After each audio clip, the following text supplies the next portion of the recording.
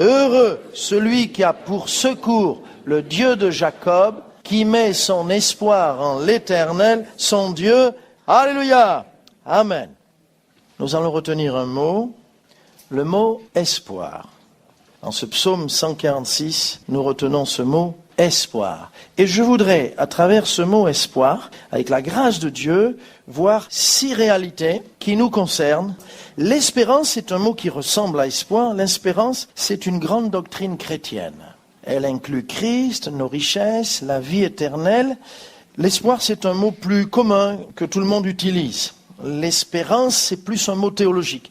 Mais je vais parler de l'espoir. Les proverbes des hommes disent déjà, tant qu'il y a de la vie, il y a de l'espoir. Ah, vous êtes humain, vous êtes humain. Ou bien on dit, l'espoir fait vivre. C'est vraiment une nécessité vitale. Et le premier espoir qui apparaît dans la parole de Dieu, qui est annoncé, qui est proclamé, c'est l'espoir du paradis retrouvé. L'humanité a perdu quelque chose. C'est annoncé pendant des siècles, et tout à coup, une bonne nouvelle est proclamée. Quelle bonne nouvelle merveilleuse! Les événements se précipitent, la promesse a été écrite, elle est écrite dans le livre des Juifs, et tout à coup ça va très vite, l'Ancien Testament est là, donc on annonce, on proclame, et voici que par plusieurs circonstances surnaturelles, vous connaissez toute cette histoire, mais voilà ce que je lis dans Luc chapitre 2 verset 10, l'ange leur dit, ne craignez pas, car je vous annonce une bonne nouvelle qui sera pour tout le peuple sujet d'une grande joie. C'est qu'aujourd'hui, dans la ville de David, il vous est né un sauveur, qui est le Christ, le Seigneur. Et voici, à quel signe vous le reconnaîtrez, vous trouverez un enfant. Vous trouverez un enfant emmailloté et couché dans une crèche. Amen. Des gens attendaient l'espérance d'Israël. Et pourquoi attendaient-ils? Parce que Dieu avait promis d'envoyer un Messie. Nous, on dit le Christ, c'est la même chose en grec, le Messie en hébreu, et la naissance d'un enfant va tout bouleverser sur la terre et surtout dans ma vie, dans ta vie. La venue de ce petit enfant. Bien des années auparavant, bien des siècles auparavant, il y avait aussi une prière faite d'espoir. Oh, si tu déchirais les cieux et si tu descendais, les montagnes s'ébranleraient devant toi. Une prière pleine d'espoir. Et puis, quand le 8e jour, les parents viennent avec le petit enfant qui s'appelle Jésus, ce jour-là, à Jérusalem, il y a un homme qui attend l'espérance d'Israël. Siméon. Et je vous lis dans Luc chapitre 2 verset 25, cet homme était juste et pieux, il attendait la consolation d'Israël et l'Esprit Saint était sur lui. Il avait été divinement averti par le Saint-Esprit qu'il ne mourrait pas avant d'avoir vu le Christ du Seigneur. Il vint au temple poussé par l'Esprit. Et comme les parents apportaient le petit enfant Jésus pour accomplir à son égard ce qu'ordonnait la loi, il le reçut dans ses bras, bénit Dieu et dit, « Maintenant, Seigneur, tu laisses ton serviteur s'en aller en paix selon ta parole. Car mes yeux ont vu ton salut, salut que tu as préparé devant tous les peuples, lumière pour éclairer les nations et gloire d'Israël, ton peuple. Amen. » L'espoir comblé d'un vieillard, d'un pieux vieillard. Une bonne nouvelle! L'humanité était dans l'attente de retrouver ce qu'elle avait perdu, de retrouver ce paradis perdu. Et donc, à la venue de Jésus, une ère de grâce est instaurée. Une ère de grâce, comme disent les Écritures. Je vous cite Ésaïe 8. Les ténèbres ne régneront pas toujours sur la terre. Le peuple qui marchait dans les ténèbres voit une grande lumière. Sur ceux qui habitaient le pays de l'ombre de la mort, une lumière resplendit. Quel espoir merveilleux! Et d'ailleurs, il vient le Messie en disant, « Je suis la lumière du monde. Celui qui me suit ne marchera pas dans les ténèbres, mais il aura la lumière de la vie. Amen. » Et voilà donc que Dieu répond à l'espoir, à l'attente de tout un peuple. Ne croyez pas, Jésus, c'est vrai, il a été rejeté, la lumière est venue chez les siens ne l'ont pas reçu. Mais il y avait aussi des gens qui attendaient, qui avaient un espoir que Dieu allait accomplir sa parole et envoyer le Messie. Et quand Christ vient, il nous redonne tout ce que nous avions perdu à la chute. C'est la lumière qui chasse les ténèbres dans le cœur. C'est le pardon des péchés. C'est la conscience purifiée. C'est un cœur nouveau qui est donné à l'homme. Alléluia. Quand Christ vient, il amène avec lui aussi un mot qui est associé au mot espoir, un mot magique pour l'homme, un mot très fort, un mot puissant, c'est le mot, dites-le avec moi, le mot liberté. D'ailleurs, c'est dans la devise, dans ce fameux triptyque français, liberté.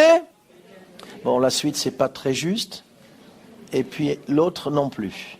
Mais c'est vrai qu'on est libre en démocratie, et on est heureux d'être libre. Vous êtes libre de sortir de chez vous, de rentrer. J'étais dans un pays où il fallait que je m'en aille avant minuit. J'avais pas le droit de dormir chez l'habitant. Il fallait les justificatifs de l'hôtel. Quand je m'arrêtais, il fallait que l'entrée dans l'autoroute et la sortie, c'était tamponné sur mon passage. Et s'il y avait une panne, eh bien, il fallait la justifier avec un certificat du garage. Mais nous, on va, on vient, on sort. Combien de fois vous sortez, vous entrez? Nous sommes vraiment en pays de liberté. Et donc, il y a un espoir de liberté avec le Seigneur. Pour ceux qui sont emprisonnés, pour ceux qui sont vaincus, la Bible nous dit, Jésus le dit lui-même, tout homme est esclave de ce qui a triomphé de lui. À combien d'esclaves je m'adresse ce matin? Je ne sais pas. Mais tout homme est esclave de ce qui a triomphé de lui. Mais comme c'est une bonne nouvelle, j'ajoute, mais tout homme a droit à la liberté que Jésus lui a apportée, lui a offerte. Waouh! Écoutez ces paroles, déjà dans l'Ancien Testament, Ésaïe 45, « Je romprai les portes d'airain, je briserai les verrous de fer. » C'est pour toi cette parole. Il ouvre la porte de ta prison, il casse les verrous d'airain, il fait tomber tout cela et il te dit tu es libre, je proclame que tu es libre parce que je suis venu pour ta liberté. Il est venu proclamer aux captifs la délivrance. La liberté, c'est le plus beau message d'espoir qu'on puisse entendre. Et Jésus l'a ajouté, il a dit si donc le Fils vous affranchit, vous libère, vous serez réellement libre, Jean chapitre 8. Quel révolutionnaire a pu dire cela? Des centaines. Mais quel révolutionnaire a pu l'accomplir? Un seul. Le Fils de l'homme. À quel captif sa promesse est-elle destinée? Au Fils des hommes. Le Fils de l'homme a répondu à l'espoir des fils des hommes. Que tu sois béni à jamais, Seigneur. Et cet espoir de liberté, c'est aussi l'espoir de dépasser nos limites et nos handicaps. Vous vous sentez petit parfois? Ça vous arrive? Ça t'arrive? Ben oui. Si tu me dis non, je vais demander à ta femme et elle va dire mais bien sûr. On se sent tout petit. Pour nos affaires, mais pour les choses de Dieu aussi. On est limité dans un corps. Bien sûr, on peut rêver. Nos rêves vont bien plus loin. Mais nous sommes les uns et les autres limités. Nous avons même des handicaps qui viennent de notre tempérament, de notre passé, de notre environnement, de notre culture, de ce qu'on a vécu avec les parents, comment on a vécu d'ailleurs, etc. Mais avec le Seigneur, il y a une formidable liberté, l'espoir de dépasser ses limites. Gloire à Dieu! Écoutez cette parole, le Seigneur leur dit, je suis venu pour vous donner cette liberté. Écoutez Lévitique 26, verset 8. 5 d'entre vous vont poursuivre 100. C'est intéressant avec Dieu. Et 100 d'entre vous vont poursuivre 10 000. Ésaïe 60. Le plus petit deviendra un millier, et le moindre une nation puissante. Parmi les tribus, quand le Seigneur disait ça, le peuple de Dieu était comme gonflé, comme un arbre plein de sève, et il va donc porter du fruit. J'ai besoin de la parole, parce que c'est une parole d'espoir, la parole de Dieu, qui va me permettre de dépasser mes limites et mes handicaps. Et encore, on peut ressembler au fils de Gad, cette tribu, qui était une des 12 tribus. Voici le Seigneur, ce qu'il raconte les concernant. 1 Chronique, chapitre 12. Un seul parmi les Gadites, un seul, le plus petit pouvait s'attaquer à 100 hommes et le plus grand à 1000. Un seul, le plus petit, pouvait s'attaquer à 100 hommes et le plus grand à 1000. Tu es petit ou tu es grand? Mets-toi debout déjà, on va voir. Mets-toi debout. Ça va mon petit? Waouh! Assieds-toi, assieds-toi. Assieds-toi. Bon, tu es grand. Voilà. Alors dans le Seigneur, peut-être tu es encore plus grand que ça. Ça, c'est qu'une taille humaine, hein. Mais peu importe. Si tu étais le plus petit, tu pourrais t'attaquer qu'à 100 hommes. Excuse-moi, hein. Voilà, c'est petit, hein. Mais c'est déjà géant, non? Peut-être vous vous sentez petit? Ben, vous pouvez en attaquer que 100. Si vous êtes grand, vous pouvez en attaquer 1000. Dites à votre voisin, tu sais, je suis petit, mais je peux m'attaquer à 100 hommes d'un coup. Dites-lui.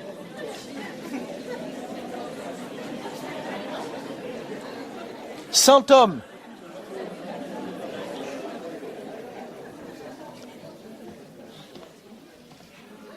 Ça, c'est avec le Seigneur. Ça, c'est avec le Seigneur. Alléluia. L'espoir de dépasser, d'être libre. Quand il y a des murs, quand il y a des limites, il n'y a pas de liberté. L'homme parle de liberté, mais pour faire le mal. Non, on ne parle pas de la même liberté.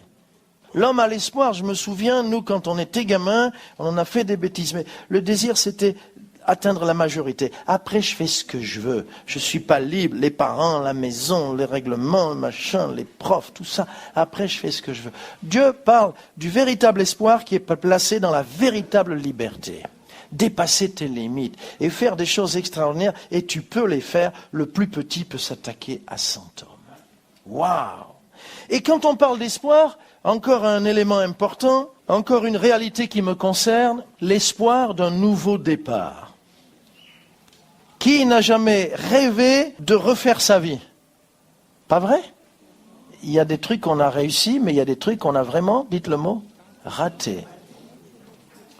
Et on dit, ah, si je pouvais recommencer ma vie, il y a des trucs, c'est sûr que là, et puis avec ce que je sais maintenant, puis avec le recul, et puis là, j'aurais foncé au lieu d'attendre, et là, j'aurais attendu au lieu de foncer. Non? Ou alors je suis le seul à dire ça, à penser ça? On a eu quelques petits ratages quand même. Mais il y a aussi celui qui a raté et qui, en ce moment, en cet instant, il est dans la poussière, arrêté, immobilisé, paralysé, et c'est à lui que je m'adresse. Et je lui dis, il y a pour toi un espoir, et un espoir d'un nouveau départ. Un espoir, une chance, une nouvelle chance, comme le fils prodigue. Le fils prodigue a tout gaspillé, tout gâché. Le mot prodigue, ça signifie dépenser. Il a tout dépensé. Il a dépensé le plus important dans sa vie, le bios, c'est-à-dire le bien. Mais le bien, c'est-à-dire la vie, la bio. La bio. Quel gâchis! Il est rétrograde. Combien sont rétrogrades et qui sont là dans ce lieu? Je leur dis à ces bien-aimés, il y a pour vous un espoir d'un nouveau départ. Dieu vous donne, comme le prodigue, une nouvelle chance. Si vous faites demi-tour et vous courez vers le Père, il vous ouvre ses bras. Et non seulement il vous pardonne, mais il vous restaure complètement. Il vous relève. Tu as peut-être brisé le rêve que Dieu avait pour ta vie. Tu as cassé le plan de Dieu. Tu es là sans ressort. Eh bien, je te dis, si tu ressembles au fils prodigue, le Père te redonne à nouveau. Le Père te confie à nouveau sa gloire, ses richesses, son plan magnifique. Le Père a restauré, il n'a pas seulement pardonné, mais il a restauré son enfant. Restauré, réhabilité, il lui a redonné la puissance paternelle, il lui a redonné son nom, aujourd'hui on dirait, il lui a redonné son carnet de chèques, tout. Écoutez un extrait d'un article dans la Pensée du jour du Top Chrétien, du 31 août 2007. Il restaure mon âme. Si une tempête soudaine s'est abattue, d'un coup, un gros truc, ou si de petites sauterelles, jour après jour, sont venues dévorer et briser votre vie, Dieu s'engage à remplacer ce qui a été dévasté. Alléluia. Il vous accorde, si vous le cherchez de tout votre cœur, il vous accorde l'autorité de reprendre ce que le péché, le méchant ou le malheur vous a volé pour goûter au bonheur auquel vous êtes destinés. Amen. La restauration, c'est une nouvelle chance. Dieu te donne une nouvelle chance. Non seulement il efface, non seulement il pardonne, mais il croit en toi. Et il met en toi, il remet tout en toi et même plus que jamais auparavant. Et j'aime bien un chant de Toupin, Richard Toupin, il dit « Celui qui se relève est plus fort que celui qui n'est jamais tombé ». Vous comprenez dans quel sens il le dit? C'est que quand tu te relèves, tu dis, mais j'ai compris que Dieu est un Dieu dans lequel je peux mettre tout mon espoir. C'est un Dieu qui me redonne une chance. Dieu est un Dieu de nouveau départ. Dieu est un Dieu qui non seulement pardonne, efface, mais qui me redonne tout ce qui m'a été volé. Et donc, j'ajoute, puisqu'il y a l'espoir d'un nouveau départ, il y a l'espoir d'une transformation. La transformation, elle se fait par le Seigneur. Et elle est à ta portée, bien-aimé. Elle est à ta portée, ne reste pas dans l'échec. Tu peux repartir de nouveau pour quelque chose de géant, avec la puissance du Saint-Esprit. Je le crois parce que c'est dans la Bible. Je le crois parce que cet espoir, nous devons l'avoir avec Dieu, qui est le Dieu des éternels recommencements. Avec Dieu, j'aurai toujours une nouvelle chance. Amen. Pendant des années, j'ai prêché aux adolescents en long, en large et en travers. Une année, on a fait 3 camps l'été d'adolescents. On n'en faisait que 2, mais cette année-là, on en a fait 3. J'étais mort. Mais avec eux, j'ai compris quelque chose. C'est que Dieu leur redonne un nouveau départ. Dieu les relève, Dieu les réhabilite, Dieu les restaure et Dieu se met à croire en eux. Et aujourd'hui, quand je vais ça et là, que je circule, je les rencontre, ils ne sont plus ados, moi non plus d'ailleurs, ils ne sont plus ados, mais ils sont là, Polo, tu sais, je suis au Seigneur. Puis je vois même leurs enfants, qui sont déjà des ados. Et j'ai des bonnes nouvelles. Dieu restaure, rétablit, réhabilite. Et la gloire du deuxième temple est toujours plus grande que celle du premier temple. Ça aussi, c'est biblique. L'espoir, nous sommes des gens qui avons un espoir au fond de notre cœur. Le jour où tu n'as plus d'espoir, c'est que tu es mort. Tu seras aussi sec que la chaise sur laquelle tu t'es assis sans lui demander la permission. Tu l'écrases, elle est morte, elle dit rien. Mais nous avons tous, vous et moi, un espoir. Et comme nous sommes enfants de Dieu, notre espoir, c'est lié à la foi. Alléluia! Les gens qui ont la foi, comme vous et moi, c'est des gens qui ont une espérance extraordinaire. Et voilà pourquoi notre foi est joyeuse, parce qu'elle nous conduit toujours à être dans l'espérance divine, remplie d'espoir. Je crois à ce qui est incroyable. Je crois au miracle. On ne va pas le développer parce qu'on n'a pas le temps, mais on l'a développé déjà. Nous avons parlé d'Abraham. Son espoir est insensé. C'est fou, mais c'est un homme d'espoir. Et la Bible nous dit qu'il avait reçu la promesse de Dieu. Dieu lui avait dit, tu ne peux pas avoir d'enfant, ta femme non plus, ok. Eh bien, regarde, quoi? Les étoiles, compte-les. Essaye de les compter. Regarde le sable, compte-le. Telle sera ta postérité. Telle sera ta postérité. Et Romains 4, 18 nous dit, espérant contre toute espérance, il crut. Espérant contre toute espérance, il crut et devint ainsi le père d'un grand nombre de nations. Où sont dans ce lieu ceux qui sont descendants d'Abraham par la foi? Waouh! Il a gardé espoir. Il y a toujours un espoir même quand il n'y a plus d'espoir. Il y a toujours un espoir même quand il n'y a plus d'espoir. Tout dit à Abraham, non, non, non. Tout lui dit, c'est pas possible, c'est pas possible. Tu t'es vu? Alors c'est vite fait. Quand Abraham va enfanter, il a 100 ans, Sarah a 90 ans. Tu t'es vu? Tu as vu Sarah? Même si ça se faisait. Mais quoi? Des nations vont sortir de toi, des princes, des rois vont sortir. Non mais t'as rêvé. Tout lui dit non, non, non, sauf sa foi. Tout peut te dire non. Moi, une fois, tout le monde d'ailleurs, les gens me disaient non. Quelqu'un m'a dit, ah, on te dit non. Oui, j'ai dit, on me dit non. Même ma chair me dit non. Mais Dieu m'a dit oui. Et nous avons quand même bâti l'incroyable. Waouh! Tout dit non à Abraham, sauf sa foi. Jamais un cas, jamais une situation n'est impossible, ni même désespéré avec le Dieu que nous connaissons, avec le Dieu que nous servons. Dieu d'ailleurs sera toujours plus grand que ton problème. Oh! Alors non, nous allons être plusieurs à prêcher, au moins la moitié, parce que la moitié va dire à l'autre moitié, dis-le à ton voisin, Dieu sera toujours plus grand que ton problème, dis-le lui, dis-le lui, dis-le lui, dis-le lui. Redis-le lui en le secouant un peu là. Dieu sera toujours plus grand que ton problème.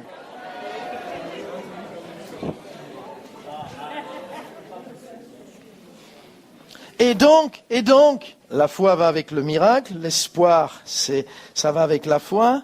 La foi me porte à tout attendre de Dieu. D'ailleurs, dans le mot espoir, c'est la racine.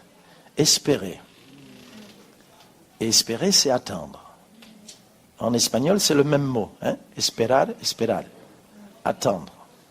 Et il y a mieux que le verbe attendre. Il y a le verbe s'attendre au miracle. Parce que ça m'inclut. J'attends. Mais je m'attends. Vous voyez que c'est un petit peu plus fort le pronominal là. Alors on lit ensemble dans le psaume 130 quelques versets. Venez, vous allez voir, c'est passionnant. Psaume 130. Quelques versets. On lit les versets à partir du verset 5. Psaume 130. J'espère en l'Éternel, mon âme espère, et j'attends sa promesse. Mon âme compte sur le Seigneur, verset 6, psaume 130, verset 6. Mon âme compte sur le Seigneur plus que les gardes ne comptent sur le matin, que les gardes ne comptent sur le matin. Et on peut continuer encore. Israël, mets ton espoir en l'Éternel, car la miséricorde est auprès de l'Éternel et la rédemption est auprès de lui en abondance. C'est lui qui rachètera Israël de toutes ses iniquités. Amen. J'espère en l'Éternel, j'espère, mon âme espère, j'attends sa promesse. Mon âme compte sur le Seigneur. Alléluia. L'espoir de l'incroyable miracle. Peut-être tu es dans une situation où tu attends un miracle. Ne te regarde pas par rapport au miracle. Ne te dis pas, j'arrive pas à l'atteindre. Tu n'arriveras jamais à l'atteindre. Regarde plutôt celui qui accorde le miracle. N'est-il pas plus grand que ton problème? Et donc tu as un formidable espoir, un espoir sur ce qui est incroyable, l'incroyable miracle. On continue encore. On parle de lendemain qui chante. Les nations parlent, l'homme, l'humanité s'attend à des lendemains qui chantent. Parce que notre humanité est sans espoir, elle est désespérée et elle voudrait des solutions. Et souvent, c'est bien triste. Une révolution enflamme les gens, elle apporte beaucoup de promesses, mais il y a de nombreuses réalités. De nombreux morts, de nombreuses injustices, et on n'atteint jamais le but voulu. Mais avec le Seigneur, on peut parler de chants magnifiques. Nos sanglots, il va les transformer en chants magnifiques, ou il l'a déjà fait. Il y a avec le Seigneur un espoir pour tous ceux qui pleurent. Amen. Le psaume 30, on le chante dans nos cantiques. Je ne sais pas si c'est toi qui l'as composé. Le soir arrivent les pleurs et le matin l'allégresse. C'est toi? Non, c'est pas toi. D'accord. Mais tu vas en faire un, sur l'espoir. Tu nous en fais un. Tu prends les 6 points. Super. Le soir arrivent les pleurs, d'accord. Mais il y a un nouveau matin. Il y a un nouveau jour qui se lève. Alléluia. Et moi j'ai espoir dans ce Dieu qui me parle de lendemain qui chante. Et il y en aura un lendemain, un jour spécial qui n'aura plus jamais de fin. Le soleil ne se couchera plus puisqu'il est notre soleil de justice, ce jour où je vais poser mes pieds dans sa demeure. Ça j'en suis convaincu et vous aussi. Mais quand même, sur terre déjà, il y a un espoir pour tous ceux qui pleurent. J'entends Jésus dire, ne pleure pas. J'entends la parole de Dieu qui me dit, c'est celui qui sèche les larmes.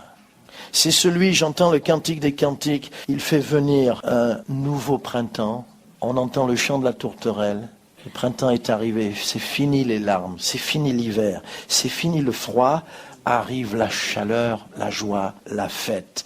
Il veut donner un chant nouveau à ton cœur. Il veut donner un chant nouveau à ton cœur. Ne pleure plus. Il y a de l'espoir pour ceux qui pleurent. Et bien sûr, c'est la parole de Dieu. Les Écritures, nous dit l'Épître aux Romains, nous apportent beaucoup de consolation. Beaucoup de paroles d'amour. J'en ai plusieurs là. Ésaïe 54. Malheureuse, battue de la tempête et que nul ne console. Dieu dit, moi je vais te consoler. Et il ajoute, je garnirai tes pierres d'antimoine et je te donnerai des fondements de saphir. Ésaïe 54, 11. Et Jésus est annoncé comme celui qui vient vers les affligés de Sion, Ésaïe 61, pour leur donner un diadème au lieu de la cendre. Et bien sûr, le sermon sur la montagne est là pour qu'on entende cette parole de consolation, cette parole d'espoir de Jésus. Heureux les affligés, car ils seront consolés. Alléluia. Alléluia. Gloire à Dieu. Et puis pour terminer, l'espoir, notre espoir, nous sommes des gens d'espoir parce que nous sommes des gens tournés vers l'avenir. Quand vous conduisez en voiture, de temps en temps, il faut regarder dans le rétro. Mais si vous conduisez en regardant tout le temps dans le rétro, dites-nous-le à l'avance qu'on ne sorte pas ce jour-là. Et puis vous nous dites où vous circulez et on a compris. Non, je peux dire je suis un homme d'espoir parce que je suis un homme qui n'appartient pas au passé. D'autant plus que quand le passé a été réglé par le Seigneur, ça n'existe plus. De quoi on va parler? Nous avons un seul regard vers le passé, un seul. C'est de regarder à Golgotha. Là, il y a son amour, ses souffrances pour moi et mon péché et ma bêtise. Mais sinon, en dehors de ça, ce que Dieu a effacé, ce que Dieu a ôté, je ne veux même plus en parler. Parce que nous sommes, vous et moi, des gens tournés vers l'avenir, nous sommes des gens remplis d'espoir. Et l'espoir regarde toujours devant, jamais derrière. C'est super parce que si j'ai mon espoir tourné vers l'avenir, je serai toujours heureux. Quand je cours vers le soleil, je ne verrai jamais mon ombre. Waouh, c'est super ça. Mais si je commence à regarder en arrière, qu'est-ce que je commence à voir? Mon ombre. Je ne la verrai jamais, moi, parce que je veux regarder devant. Paul le dit, Philippiens 3,13, on connaît, je fais une chose. Oubliant ce qui est en arrière et me portant vers ce qui est en avant, je cours à cause de Christ, je cours à cause de l'excellence de Jésus-Christ pour lequel j'ai renoncé à tout, etc., etc. Alors si tu as connu l'échec, ok, d'accord, mais maintenant tu as l'espoir de réussir. Tu regardes devant, tu regardes vers le Seigneur. On l'a dit, je crois, ici. Edison, il a fait des centaines de tentatives. Et à chaque fois, c'était raté, manqué, avant finalement de découvrir l'ampoule. C'est un miracle, l'ampoule, c'est beau l'ampoule. Mais il a fait des centaines de tentatives. Et à chaque fois, celui qui travaillait avec lui, il disait, encore un échec. Il disait, non, ce n'était qu'une tentative de plus. Job dira, un arbre a de l'espérance. Quand on le coupe, il repousse. Il produit encore des rejetons. C'est fort. Un arbre a de l'espérance. Quand on le coupe, il repousse, il produit encore des rejetons. Et je comprends pourquoi Dieu nous compare à un arbre. Planté dans la maison du Seigneur et on porte notre feuillage, on ne se flétrit pas et on porte même des fruits dans la vieillesse. Et quand bien même on nous coupe, le Seigneur dit un arbre a de l'espérance, il repousse, il produit encore des rejetons. Et ensemble, nous sommes la plantation du Seigneur.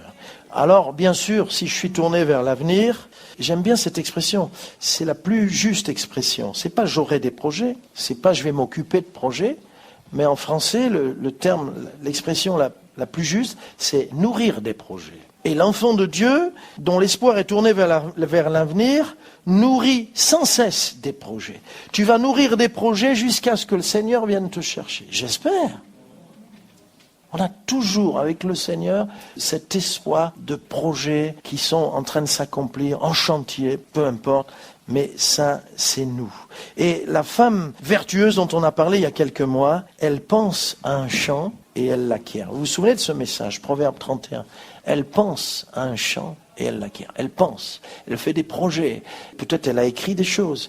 Vous aimez peut-être dessiner, je ne sais pas.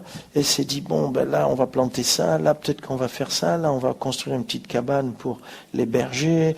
Et on aura ici un enclos.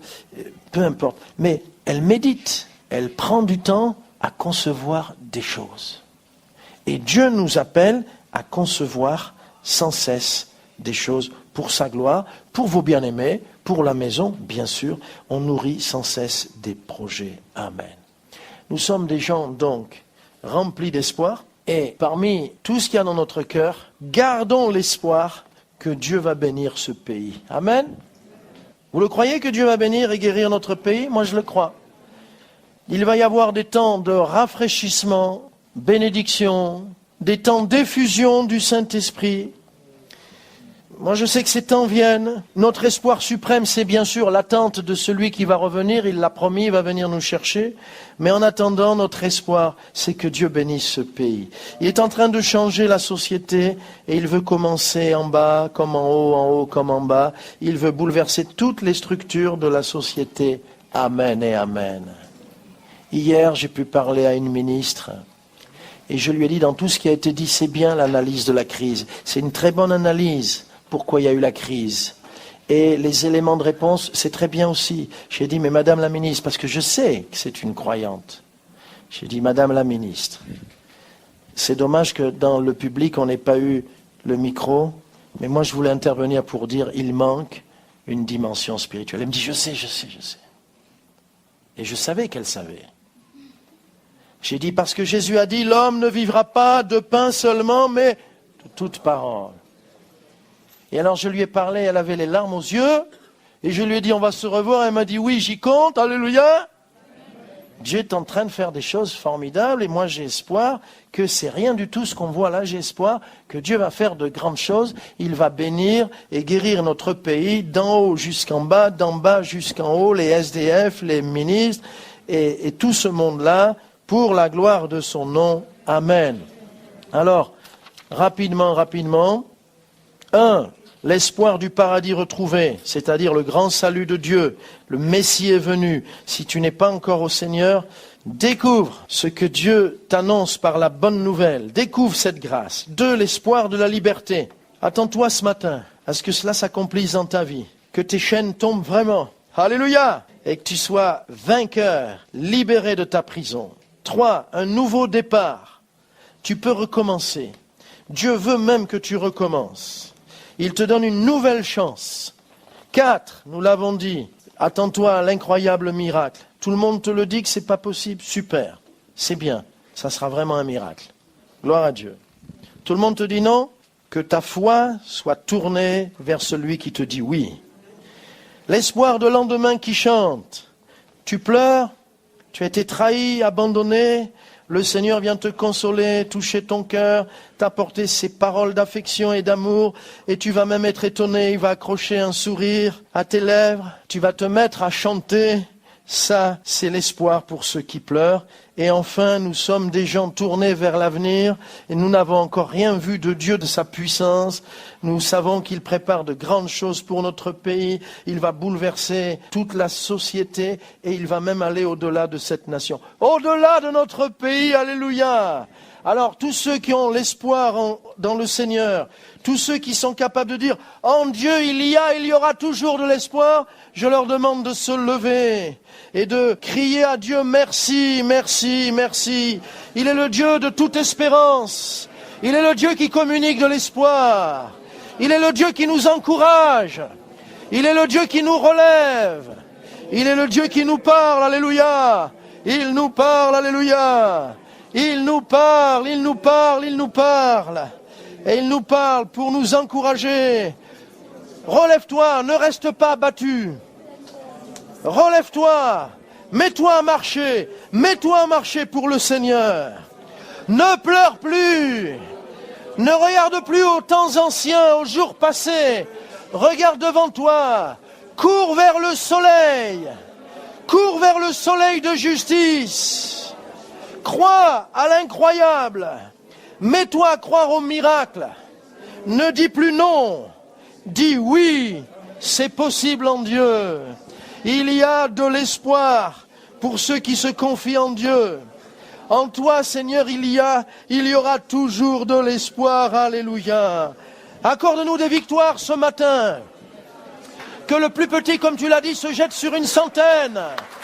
Accorde-nous de l'espoir. Amen, amen, amen, amen. Prenons position. Prenons autorité. Alléluia, nous sommes les enfants du grand roi. Prenons position. Amen. Seigneur, tu dissipes, tu chasses toute incrédulité. Tu mets en nous un cœur rempli d'espoir. Oh Seigneur, merci. Jamais tu n'as déçu quelqu'un. Jamais tu n'as trompé un homme, un fils de l'homme. Ce que tu dis est vrai. Ce que tu dis est oui, amen. Ta parole est certaine, Seigneur. Qui peut te confondre? Qui peut montrer que tu t'es trompé? Merci Seigneur, tu as raison et tu auras toujours raison. Alléluia.